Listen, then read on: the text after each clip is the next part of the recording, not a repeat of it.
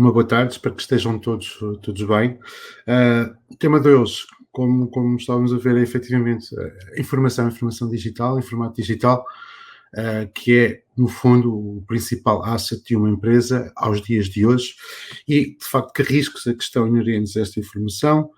que tipo de desafios representa para quem necessariamente as protege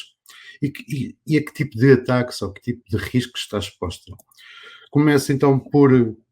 essencialmente abordar esta pergunta. Porquê? Porque, de facto, esta informação digital acaba por ser tão valiosa para o negócio e para as empresas. Depois veremos aquilo que são os desafios destas empresas no que diz respeito a garantir, de facto, a segurança destes dados e, finalmente, com uma solução que,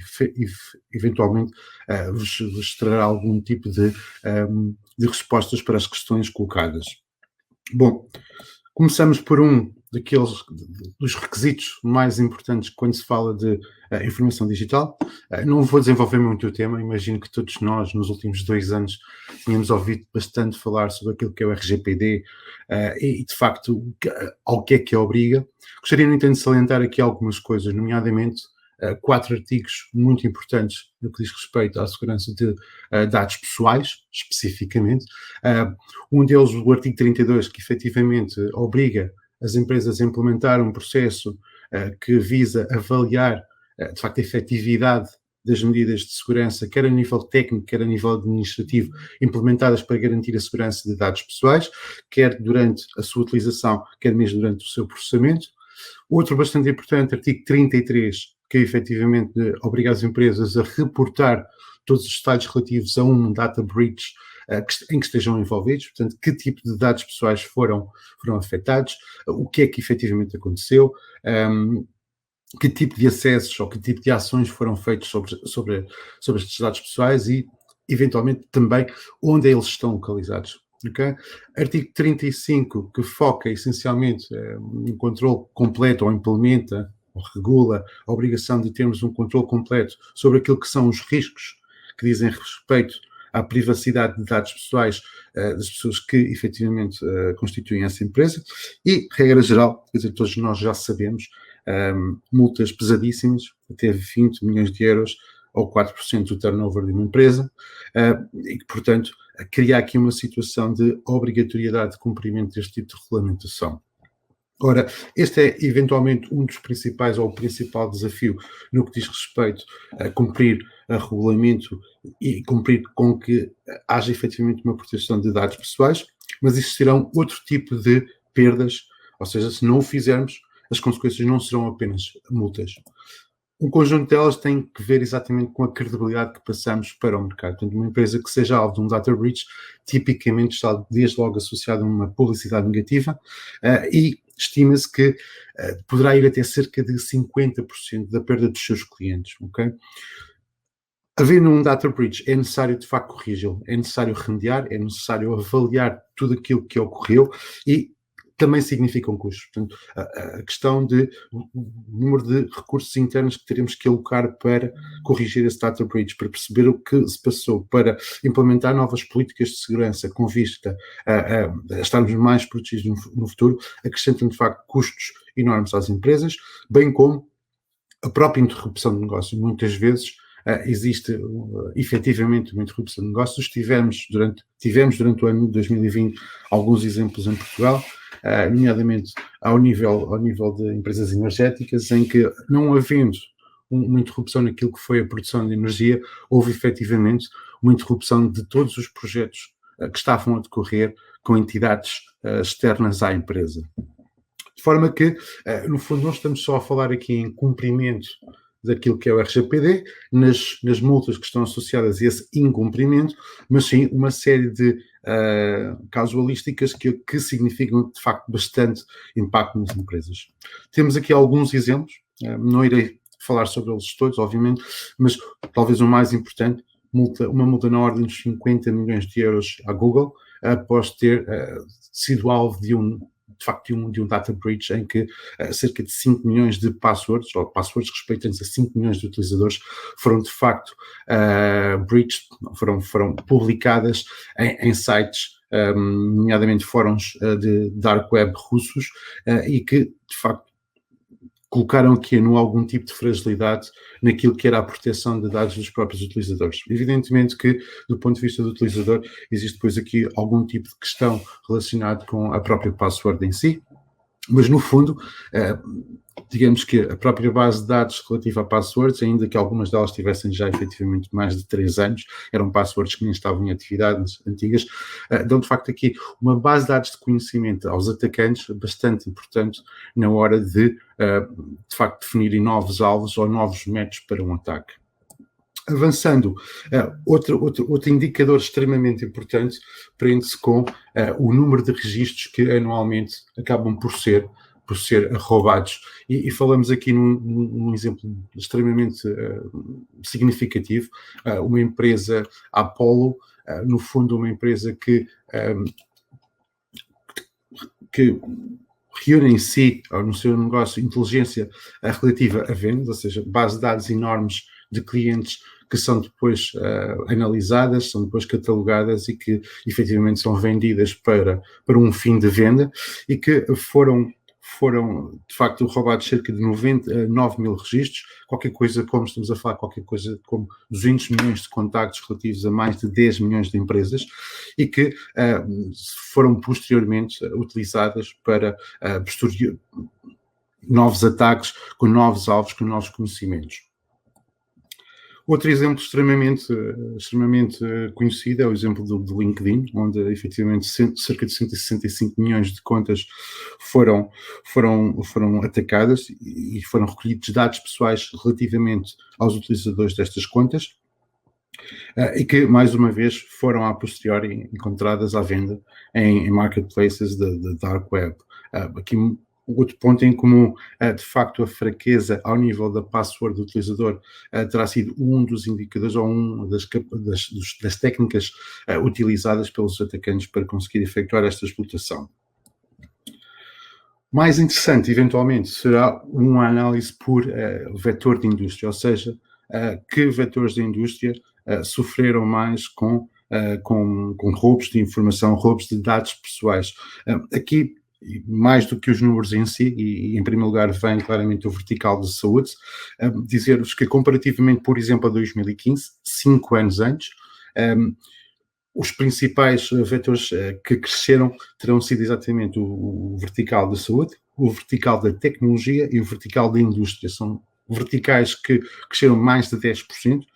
e aqui talvez se possa explicar com o facto de que estas são eventualmente os verticais mais abrangidos por regulamentação, por nova regulamentação, e que faz com que se tornem, por outro lado, também um alvo bastante mais possível. Estando estas empresas sujeitas a um nível de regulamentação bastante mais alto, quer também dizer que estarão, de outra forma, mais dispostas a pagar pela não publicidade relativamente a um próprio data breach. Se nos lembrarmos de toda a apresentação, dizer-vos que, efetivamente, um ransomware acaba por ser um sintoma, ou seja, nós temos a infecção, ou melhor, somos alvo de uma tentativa de roubo de informação, porventura essa informação é efetivamente exfiltrada, não quer dizer que nós tenhamos conhecimento, ou não quer dizer que a maior parte das empresas tenham conhecimento efetivo desse data breach. A partir do momento em que sofremos, de facto, um resgate, aí sim, aí ele é visível, aí sim há um resgate e normalmente há também depois a ameaça de publicação dos dados pessoais dessa empresa de forma pública.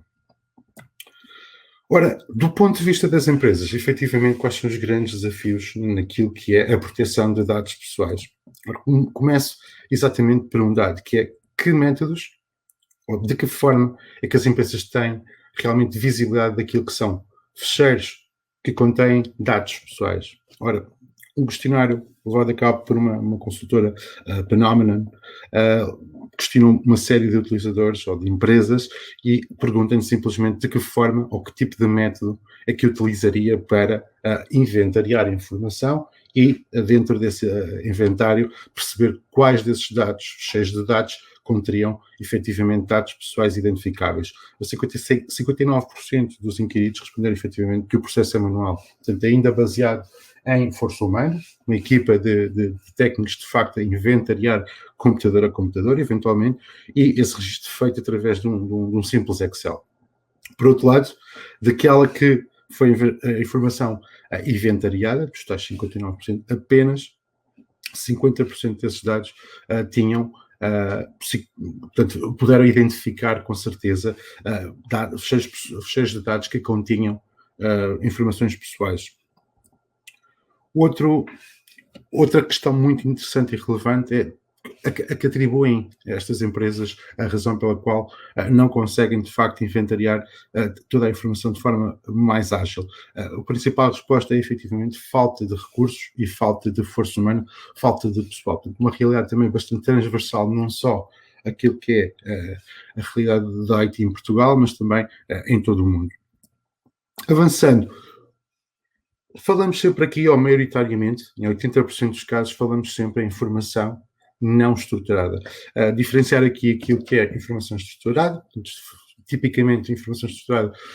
é a informação que está dentro de uma base de dados, que já obedece a uma série de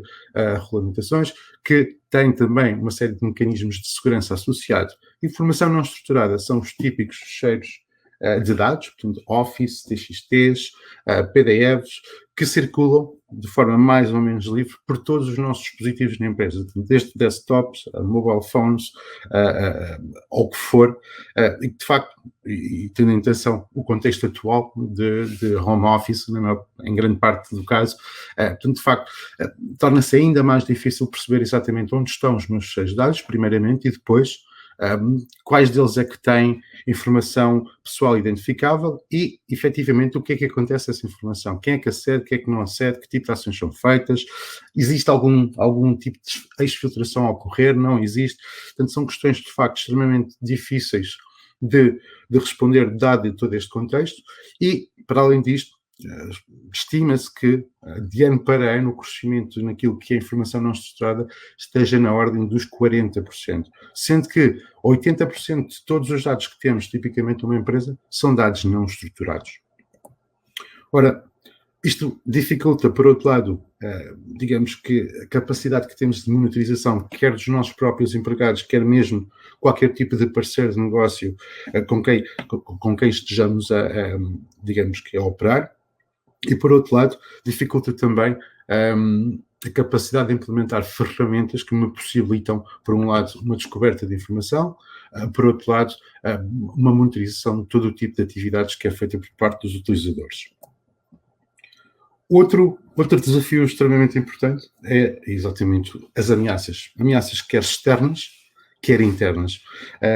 48% dos e-mails identificados como maliciosos chegaram exatamente por correio e, por outro lado, continham fecheiros de dados, fecheiros de Office. 65% chegaram exatamente através de uma técnica designada por spear phishing, no fundo, e como falava anteriormente na notação, tratam-se de e-mails que visam confundir o utilizador ou mesmo enganar o utilizador, de que estão perante um mail legítimo e que de alguma forma os instrui a clicar em determinado link e que tipicamente será o suficiente para descarregar um infector que acaba, ou um backdoor simplesmente na sua máquina, que permita ao atacante ganhar acesso a essa máquina. E de uma outra perspectiva, 34% daquilo que foram o roubo de informação estão associados a atores internos. Falei-vos também noutra sessão relativamente àquilo que foi o episódio da Sony, em que tipicamente se associou à Coreia do Norte como um ataque proveniente da comunidade de hackers da Coreia do Norte, mas que, feita uma investigação, acabou por se perceber que simplesmente tinha sido o admin da IT que tinha sido despedido, e efetivamente a password não foi alterada e que acabou por vender esse acesso com privilégios de administração no mercado negro. Portanto, extremamente importante o desafio de inibir aquilo que são os ataques quer externos, mas também aqueles que são os ataques internos através de boas políticas de segurança, neste caso em particular, alteração da password, desativação da conta do utilizador que saiu. Ora, em suma, e perante todos estes desafios, o mais normal e o mais típico, e aquilo que infelizmente também acabamos por assistir, é que exista um incumprimento daquilo que é o regulamento, as diversas legislações existentes no que diz respeito à proteção de informação pessoal identificável. em termos de sugestões ou soluções, de que forma podemos abordar este tipo de produto, este tipo de problemática, deixamos uma sugestão, no fundo, um módulo adicional àquilo que é um app ADR, digamos que sem necessidade de instalação de qualquer tipo de agente, teríamos a capacidade então de, adicionalmente, instalar um módulo de data control que me permite desde logo 3 ações extremamente importantes. Descoberta de informação, portanto, de fecheiros de dados que possam conter informação pessoal identificável, independentemente da sua localização, e falamos sempre, mais uma vez, de dados não estruturados, capacidade de monitorização de todo o tipo de eventos que ocorram relacionados com ações feitas sobre dados pessoais ou fecheiros de dados, e avaliação da probabilidade de exfiltração ou do risco de exfiltração de dados pessoais. Em qualquer uma destas situações, estamos sempre a falar em ações que são feitas localmente, não existe em momento algum envio de informação pessoal para qualquer tipo de cloud service ou de serviço ao nível da nuvem. E, portanto, em termos de capacidades, vamos ter, para além de inventariar destes fecheiros, vamos ter também a capacidade, enquanto serviço gerido, de classificação automatizada destes fecheiros de dados. Falamos, obviamente, em todo tipo de fecheiros de Office, de OpenOffice, PDF, TXTs, em que, efetivamente, para além de inventariá-lo, ou seja, eu perceber exatamente onde ele está, em que path e em que máquinas é que está, eu consigo, de forma automatizada, digamos que avaliar o conteúdo desse fecheiro e dar de facto um verdito se aquele fecheiro tem ou não tem informação pessoal identificável. Aqui por informação pessoal identificável, obviamente referimos aqui a dados pessoais perfeitamente standardizados em termos daquilo que é o RGPD, portanto, moradas, números de contribuinte, números de conta, números de cartas de condução, etc, etc, disponível em 16 países, ou seja, é necessário aqui terem atenção que cada país tem, de facto, o seu tipo de nomenclatura. Um cartão, um número um NIF, de facto, em Portugal é de uma forma, em Espanha será de outra, inclusivamente o próprio contexto, ou seja, é bastante importante perceber não só, digamos que a string de caracteres, mas efetivamente o tipo de documentos em que este tipo de dados está inserido. Adicionalmente, podemos também adicionar aqui outro tipo de inventariado, ou seja, podemos nós próprios customizar aquilo que é uma procura livre e que de alguma forma identifica algum tipo de documento pessoal que esteja ligado àquilo que é o nosso negócio. Refiro-me, por exemplo, a determinado tipo de numeração de fatura que a minha empresa possa ter e que não necessariamente é um standard e, portanto, poderá não ser identificado como informação pessoal identificável, PI, mas que eu efetivamente consigo criar novas regras, novas políticas e consigo identificar estes cheiros e a partir de então ter a capacidade adicional de monitorização desta informação, para além de toda a capacidade de visibilidade e classificação, bem como correlação desta informação de forma automatizada. Portanto, no fundo, o que se pretende é, primeiro que tudo, identificar onde é que eu tenho todos estes meus dados, todos estes meus fecheiros de dados que estão de uma forma não estruturada, espalhada por toda a minha empresa. Uma vez inventariada toda essa informação, o passo seguinte é, obviamente, monitorizar de uma forma contínua e perceber exatamente quem é que acede, em que horário é que acede, ter toda esta informação correlacionada de uma forma extremamente simples e extremamente perceptível numa análise gráfica, podendo, obviamente, ir ao detalhe de evento a evento ou de registro a registro sobre cada um dos acessos feitos a cada um dos fecheiros e ter a capacidade adicional de poder prever ou avaliar o risco da exfiltração mediante o tipo de processos que efetivamente acede a estes fecheiros de dados. Ora, obviamente não falamos aqui em magia, e como tal, portanto, o input deste modelo de machine learning supervisionado requer a identificação dos fecheiros, portanto, existe um processo de inventariação que ocorre localmente nas máquinas, essa informação passa então através de um algoritmo baseado em machine learning supervisionado localmente na máquina e em que é distinguido aquilo que são fecheiros de dados sem informação pessoal identificável e aquilo que é efetivamente fecheiros de dados com informação pessoal identificável. Em termos de falsos positivos, um tema extremamente importante sempre que falamos aqui em capacidades autónomas ou automatizadas de classificação. No fundo, pretende-se com este algoritmo identificar fecheiros com informação pessoal com alto nível de rigor, ou seja, não vamos aqui ao detalhe, imaginando um documento que tenha 20 moradas, 30 números de telefone. De facto, o objetivo aqui não é identificar com exatidão cada um desses indicadores, é sim identificar que aquele fecheiro garantidamente tem informação pessoal identificável. E a partir daí podemos estabelecer um determinado tipo de política ou mesmo de alarmística consoante aquilo que é as ações e a monitorização que é feita sobre este fecheiro. De forma que, e em termos de benefícios extremamente claros e relativos a esta solução, temos a capacidade, em termos de visibilidade, de descobrir, auditar e, inclusivamente, procurar informação específica, independentemente por onde está distribuída esta informação, portanto, independentemente da localização das máquinas onde tem este módulo instalado, não tem qualquer tipo de necessidade de deploy adicional, ou seja, quer dizer que se eu já estou a utilizar aquilo que é o Adaptive Defense ou o meu EPP-EDR, eu tenho a possibilidade e a capacidade de simplesmente ativar, em termos de back-end, este módulo adicional. Com isto eu consigo efetivamente monitorizar e detectar ou criar inclusivamente alarmísticas específicas. Imaginem, por exemplo, se existe o envio de mais do que 1 giga depois das 18 horas, independentemente do computador ou independentemente do utilizador, eu quero ser notificado ou quero receber um alerta,